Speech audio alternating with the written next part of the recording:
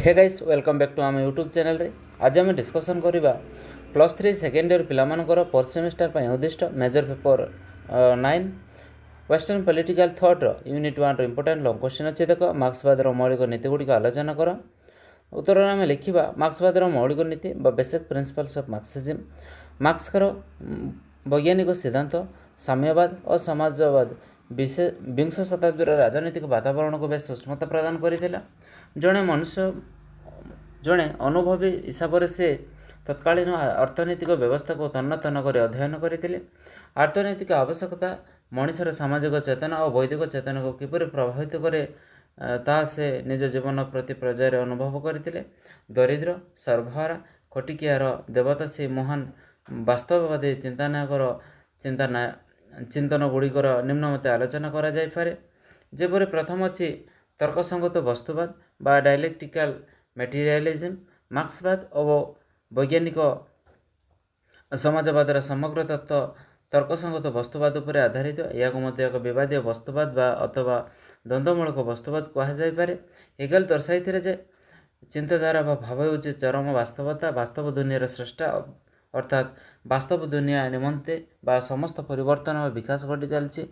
तर्कसंगत प्रक्रिया चिंताधारार संघर्ष घटी नूतन तथा अधिक विकसित अवस्था सृष्टि होता है और राष्ट्ररूपक सर्वश्रेष्ठ सपनार उपनीत होगा पर्यंत यह प्रक्रिया चालू रही है। हेगेल को मूल चिंताधारार पक्ष बोली नामित करछन्ते। प्रत्येक पक्ष मध्य आभ्यंतरीण प्रतिवाद विरोध जो एक नूतन विरोध चिंताधारा जन्म निए जहाँ प्रतिपक्ष कहुए। उभय पक्ष और प्रतिपक्ष मध्य गुणगुड़िकर एकत्र एक नूतन धारणा सृष्टि करते जार नाम है समन्वय। यह समन्वय पुनश्च एक रूप से उपस्थापित हुए स्वाभाविक और विरोधाभासर सम्मुखीन हो से तर्कसंगत प्रक्रिया को अनवरत चलाई रखे। या हेगेल को तर्कसंगत व द्वंद्वात्मक आदर्शवाद कहुए। मार्क्स हेगेल ठार तर्कसंगत प्रक्रिया अनुकरण करते चिंताधारा व आदर्श को मुख्य चालक भाव में स्वीकार करनथिले।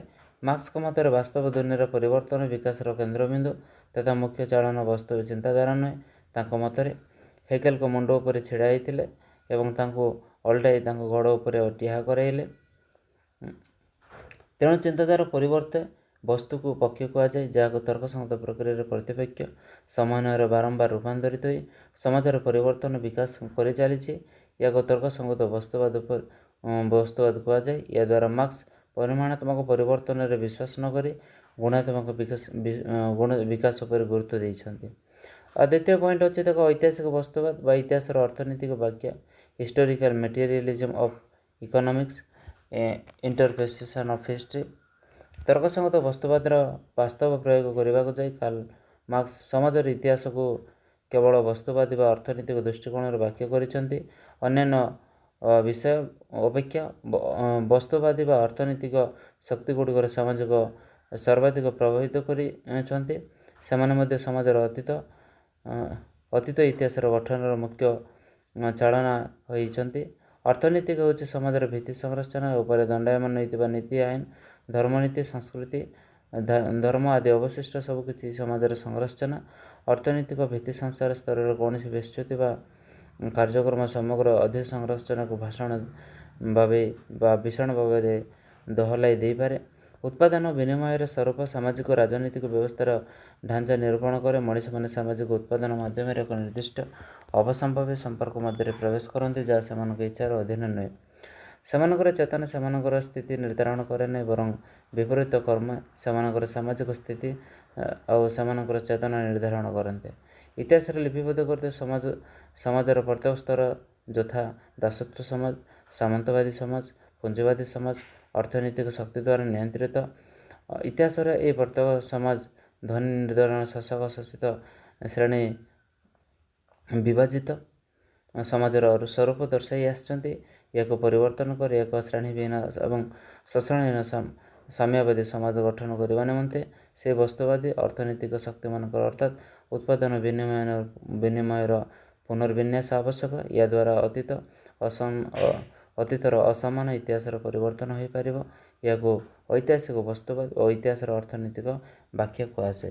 देख तृतीय पॉइंट होची उद्वृत्त मूल्य बा सरप्लस वैल्यू। कार्ल मार्क्स का मतरे କେବଳ ଶ୍ରମିକର ଶ୍ରମ ଦ୍ୱାରା ଉତ୍ପାଦିତ କୌଣସି ଦ୍ରବ୍ୟର ବଜାର ଚାହିଦା ବା ମୂଲ୍ୟ ସୃଷ୍ଟି ହୋଇଥାଏ। ତେଣୁ ଦ୍ରବ୍ୟର ସମୁଦାୟ ବଜାର ମୂଲ୍ୟ ଶ୍ରମିକ ପାଇବା ପାଇଁ ହକଦାର, କିନ୍ତୁ ତାହା ସେ ପାଏ ନାହିଁ। ତା'ର ପୁଞ୍ଜିବାଦୀ ମାଲିକ ତାକୁ ସ୍ୱଳ୍ପ ପାରିଶ୍ରମିକ ବା ମୂଲ୍ୟ ଦିଏ, ଅର୍ଥାତ୍ ଦ୍ରବ୍ୟର ବଜାର ଦର ସେହି ଦ୍ରବ୍ୟ ପାଇଁ ଶ୍ରମିକର ମଜୁରୀ ଏବଂ ମଜୁରୀ ବାଦ ଦେଲେ ଅବଶିଷ୍ଟ ଯେଉଁ ମୂଲ୍ୟ ରହେ ତାକୁ ଉଦ୍ବୃତ୍ତ ମୂଲ୍ୟ କୁହାଯାଏ। ସାଧାରଣ ଅର୍ଥରେ ଲାଭାଂଶ। ଏହି ଉଦ୍ବୃତ୍ତ ମୂଲ୍ୟ ବା ଲାଭାଂଶ ପାଇବାକୁ ଶ୍ରମିକମାନେ ହକଦାର ହୋଇଥିଲେ ମଧ୍ୟ ଏହା ତା'ର ପୁଞ୍ଜିପତି ମାଲିକ ନେଇଯାଏ, ଯାହାକୁ ଶୋଷଣ କୁହାଯାଏ। ଏହିପରି ବାରମ୍ବାର ଶୋଷଣ କରି ପୁଞ୍ଜିପତି ମାଲିକମାନେ ଅଧିକରୁ ଅଧିକ ଧନୀ ହୋଇଥିବା ବେଳେ ଶ୍ରମିକମାନେ ଦରିଦ୍ରରେ ନିଃସ୍ୱ ହୋଇଯାଆନ୍ତି। 4 ନମ୍ବର ପଏଣ୍ଟ ଅଛି ଶ୍ରେଣୀ ସଂଘର୍ଷ, କ୍ଲାସ୍ ଷ୍ଟ୍ରଗଲ୍।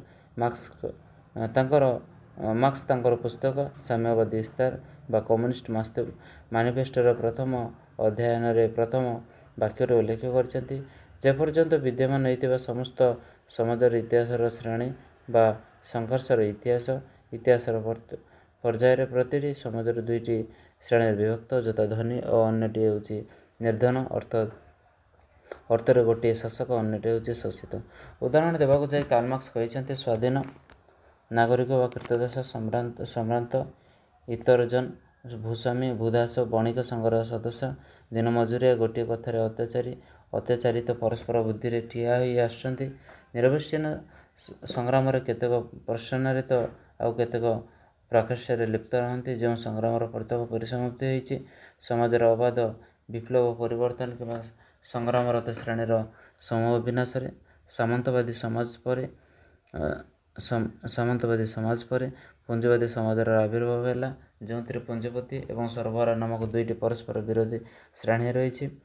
ପୁଞ୍ଜିପତିମାନେ କିଛି କରନ୍ତୁ ନାହିଁ, ମାତ୍ର ସବୁ କିଛି ନେଇଯାଆନ୍ତି। ତେଣୁ ମାଲିକ ବିହୀନ ଶ୍ରମିକ କାମ କରୁନଥିଲେ। ଶ୍ରମିକମାନଙ୍କ ମଧ୍ୟରେ ସଂଘର୍ଷ ଅନିବାର୍ଯ୍ୟ ହୋଇଉଠେ, ଯାହା ସାମ୍ୟବାଦୀ ଶ୍ରେଣୀର ସମାଜ ପ୍ରତିଷ୍ଠାର ଅନ୍ତ ଘଟାଏ। 5 ନମ୍ବର ପଏଣ୍ଟ ହେଉଛି ବିପ୍ଳବ ବା ରେଭଲ୍ୟୁସନ୍। ଶ୍ରେଣୀ ସଂଘର୍ଷର ଚରମ ଅବସ୍ଥା ହେଉଛି ବିପ୍ଳବ, ଯେତେବେଳେ ପୁଞ୍ଜିପତିମାନଙ୍କର ଆଉ ଶୋଷଣ କରିବାର କିଛି ବାକି ନଥାଏ, ସରବରାହ ଶ୍ରମିକମାନଙ୍କୁ ହରାଇବା ପାଇଁ ଆଉ କିଛି ରହିନଥାଏ, ସେତେବେଳେ ବିପ୍ଳବ ଦେଖାଯାଏ। ଏହି ବିପ୍ଳବ ମାଧ୍ୟମରେ ଅସଂଖ୍ୟ ସର୍ବହରା ଏକତ୍ର ହୋଇ କେତେକ ଶାସକ ପୁଞ୍ଜିପତିଙ୍କୁ ହଟାଇବା ପାଇଁ ରାଷ୍ଟ୍ର ବ୍ୟବସ୍ଥାକୁ ଧ୍ୱଂସ କରିବାକୁ ଉଦ୍ୟମ କରନ୍ତି। କାରଣ ପୁଞ୍ଜିପତିମାନେ ବସ୍ତୁବାଦୀ ଅର୍ଥନୈତିକ ପ୍ରଭାବ ଦ୍ୱାରା ଶାସନକଳ, ଆଇନ, ନ୍ୟାୟ ବ୍ୟବସ୍ଥା, ସମାଜର ସବୁକିଛି ନିଜ ନିୟନ୍ତ୍ରଣ ନେଇ ଶୋଷଣ କାର୍ଯ୍ୟ ଓ ବ୍ୟାପକ କରି ଆସିଛନ୍ତି। ଆହ୍ୱାନ ଦେଇଥିଲେ, ହେ ବିଶ୍ୱର ଶ୍ରମିକଗଣ, ଏକଜୁଟ ହୁଅ, ନିଜର ଶୃଙ୍ଖଳ ବ୍ୟତୀତ ଅନ୍ୟ କିଛି ହରାଇବାକୁ ନାହିଁ। ଦେଖ 6 ନମ୍ବର ପଏଣ୍ଟ ଅଛି ପୁଞ୍ଜିବାଦର ବିନାଶ ବା ଡେଷ୍ଟ୍ରକ୍ସନ୍ ଅଫ୍ କ୍ୟାପିଟାଲିଜିମ୍। ପୁଞ୍ଜିବାଦର ନିଜ ବିନାଶର ମଞ୍ଜି ନିଜେ ହିଁ ବୁଣିଥାଏ। ତୀବ୍ର ପ୍ରତିଯୋଗିତା ଫଳରେ ପୁଞ୍ଜିପତିମାନଙ୍କ ସଂଖ୍ୟା କମି ଯାଇଥିବା ବେଳେ ଅବଶିଷ୍ଟ ମୁଷ୍ଟିମେୟ ଅର୍ଥାତ୍ ବୃହତ୍ ପୁଞ୍ଜିପତିମାନଙ୍କ ଶୋଷଣରେ ଶିକାର ହୋଇ ସର୍ବହରା ଶ୍ରମିକ ସଂଖ୍ୟା ବୃଦ୍ଧି ପାଏ। ସର୍ବହରା ଶ୍ରମିକମାନେ ଅସନ୍ତୋଷ ସେମାନଙ୍କୁ ଏକଜୁଟ କରାଇ ବିପ୍ଳବର ବହ୍ନି ଜଳାଇ ଏବଂ ପରିଶେଷରେ ପୁଞ୍ଜିବାଦର ବିନାଶ ଘଟେ। ତେବେ 7 ନମ୍ବର ପଏଣ୍ଟ ହେଉଛି ସର୍ବହରାର ଏକଛତ୍ରବାଦ। ପୁଞ୍ଜିବାଦର ବିନାଶ କରି ସର୍ବହରା ଗୋଷ୍ଠୀ ରାଷ୍ଟ୍ରର କ୍ଷମତା ଦଖଲ କରନ୍ତି ଏବଂ ନିଜର ଅନ୍ତିମ ଲକ୍ଷ୍ୟ ହାସଲ ଉଦ୍ଦେଶ୍ୟରେ କିଛି ସମୟ ପାଇଁ ସମୂହ ଭାବରେ କ୍ଷମତା ଜାହିର କରନ୍ତି। ଏହାକୁ ସର୍ବହରାର ଏକଛତ୍ରବାଦ, ଏକ ଅସ୍ଥାୟୀ ମଧ୍ୟବର୍ତ୍ତୀକାଳୀନ ବ୍ୟବସ୍ଥା କୁହାଯାଏ। ଏହି ବ୍ୟବସ୍ଥା ଦ୍ୱାରା କ୍ଷୁବ୍ଧ ପୁଞ୍ଜିପତିମାନଙ୍କ ସମ୍ଭାବ୍ୟ ପ୍ରତି ଆକ୍ରମଣକୁ ରୋକିବା ଏବଂ ସେମାନଙ୍କୁ ମୂଳରେ ଧ୍ୱଂସ କରିବାର ଏକ ଯୋଜନା ଓ କାର୍ଯ୍ୟକ୍ରମ ଗ୍ରହଣ କରାଯାଏ, ନଚେତ୍ ସାମାନ୍ୟ ତ୍ରୁଟି ଯୋଗୁଁ ବିରାଟ ଯୋଜନା ଫଣ୍ଡ ହୋଇପାରେ।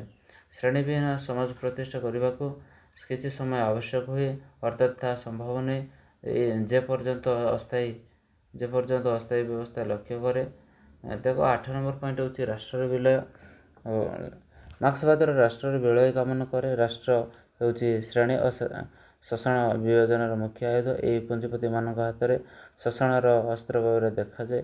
ଶ୍ରେଣୀବିହୀନ ସମାଜ ପ୍ରତିଷ୍ଠା ଦିଗରେ ରାଷ୍ଟ୍ର ମୁଖ୍ୟ ପ୍ରତିବନ୍ଧକ ଅଟେ।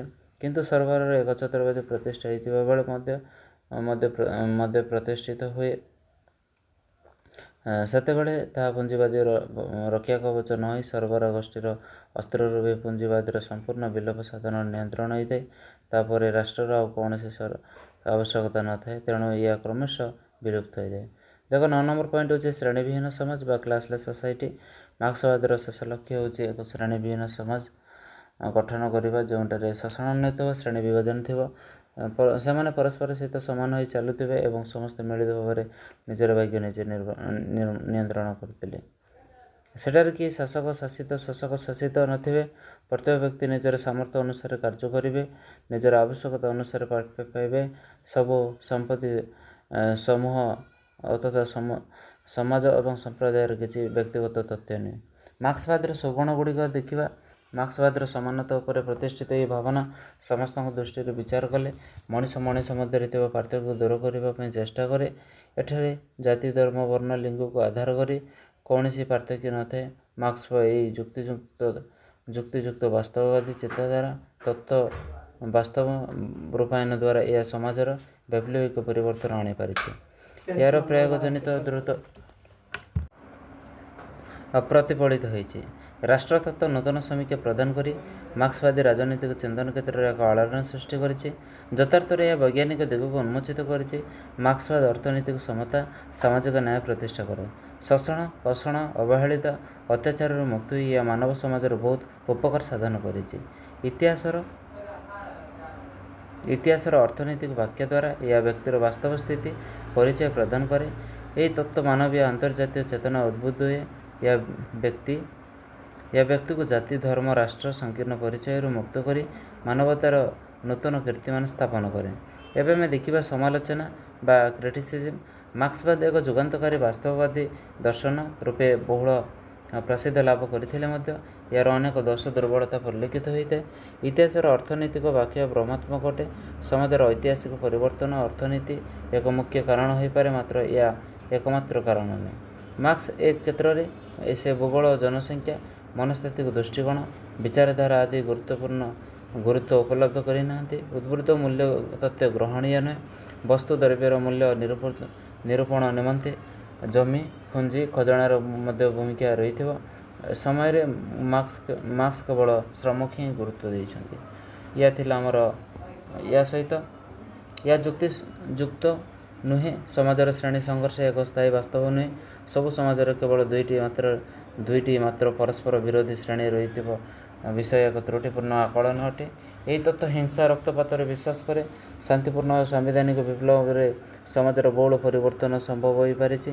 ହିଂସାର ଆଶ୍ରୟ ନେବା ଆବଶ୍ୟକ ନାହିଁ। ମାର୍କ୍ସବାଦର ପୁଞ୍ଜିବାଦର ସଂସ୍କାର ପରିବର୍ତ୍ତେ ତାହାର ବିନାଶ କାମନା କରେ। ବାସ୍ତବରେ ଆବଶ୍ୟକତା ସଂସ୍କାର ମାଧ୍ୟମରେ ପୁଞ୍ଜିବାଦ ସମାଜ ପାଇଁ ମଙ୍ଗଳମୟ ହୋଇପାରିବ। ସରବରାହ ଏକଛତ୍ରବାଦୀ ପୁଞ୍ଜିବାଦୀ ରାଷ୍ଟ୍ରଠାରୁ ଅଧିକ ଭୟଙ୍କର, କାରଣ ସରବରାହ ଗୋଷ୍ଠୀ ରାଷ୍ଟ୍ର ପରି ଶୃଙ୍ଖଳିତ ନୁହନ୍ତି। ଶ୍ରେଣୀବିହୀନ ସମାଜ ଗଠନର ଏକ ଦିବାସ୍ୱପ୍ନ, ବେସରକାରୀ ସମ୍ପତ୍ତିର ବିଳୟ, ବ୍ୟକ୍ତିର ସ୍ୱାଭାବିକ ପ୍ରବୃତ୍ତି ପରିପନ୍ଥୀ। ମାର୍କ୍ସବାଦର ସମାଜର ସ୍ୱାର୍ଥ ପାଇଁ ବ୍ୟକ୍ତିଗତ ସ୍ୱାର୍ଥକୁ ବଳିଦିଏ। ଏଠାରେ ବ୍ୟକ୍ତି ସ୍ୱାଧୀନତା ଅଧିକ ସଙ୍କୁଚିତ ହୋଇଥାଏ। ମାର୍କ୍ସବାଦର ଅନେକ ଦୋଷ ଦୁର୍ବଳତା ରହିଥିଲେ ମଧ୍ୟ ଏକ ଅର୍ଥନୈତିକ ସମତା ସୃଷ୍ଟି କରି ଧନୀ ଦରିଦ୍ର ମଧ୍ୟରେ ଥିବା ଦୂରତାକୁ ହ୍ରାସ କରିବା ପାଇଁ ଚେଷ୍ଟା କରିଛି। ପୁଞ୍ଜିବାଦର ଶୋଷଣ ମନୋଭାବ ପରିତ୍ୟାଗ କରି କଲ୍ୟାଣକାରୀ ଆଭିମୁଖ୍ୟ ତଥା ଶ୍ରମିକ ଉନ୍ନୟନ ସଂସ୍ଥା ଗଠନ କଲେ ସମାଜର ସ୍ୱରୂପ ପରିଦୃଷ୍ଟ ହେବ ନାହିଁ। ତେଣୁ ସେ ଏକ ସଂହତି ଏକତାର ବାତାବରଣ ଦେଶ ପାଇଁ ଶୁଭଙ୍କର ଅଟେ। ଏହା ଥିଲା 5 ନମ୍ବର କ୍ୱେଶ୍ଚିନ୍। ପରବର୍ତ୍ତୀ ସମୟରେ ଆମେ 6 ନମ୍ବର ଇମ୍ପୋର୍ଟାଣ୍ଟ କ୍ୱେଶ୍ଚିନ୍ ଡିସ୍କସନ୍ କରିବା ରହିବା। ଧନ୍ୟବାଦ।